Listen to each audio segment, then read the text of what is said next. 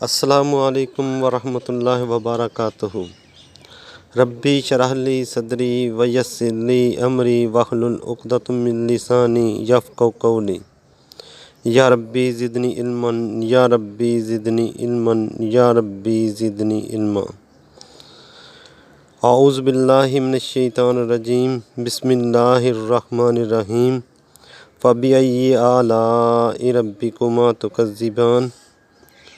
نماز فجر کی اہمیت و تاکید۔ پہلے 2 رکعت سنت موقدہ، پھر 2 رکعت نماز فرض۔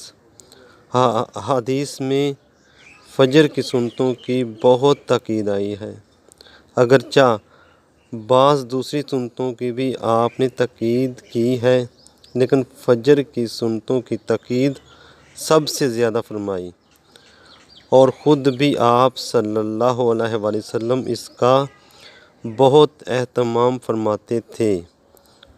آپ صلی اللہ علیہ وآلہ وسلم کا ارشاد ہے، فجر کی سنتیں ترک نہ کرنا، چاہے تم کو گھوڑے کچل ڈالیں۔ اور آپ صلی اللہ علیہ وآلہ وسلم نے یہ بھی فرمایا، فجر کی سنتیں میرے نزدیک دنیا اور ما فیہا سے بہتر ہیں۔ مسلم، ترمذی، نسائی بروایت حضرت عائشہ رضی اللہ عنہا۔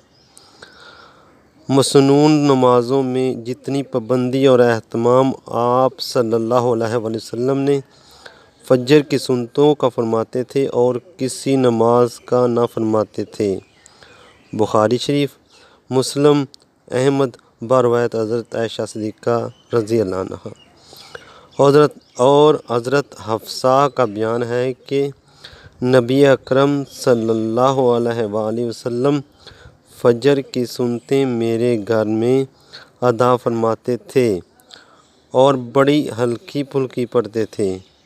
بروایت احمد، بخاری اور مسلم۔ اور فجر کی ان سنتوں میں بالمعلوم قل یا ایھا الکافرون اور قل ھو اللہ احد پڑھا کرتے تھے۔ وما علینا الا البلاغ المبین۔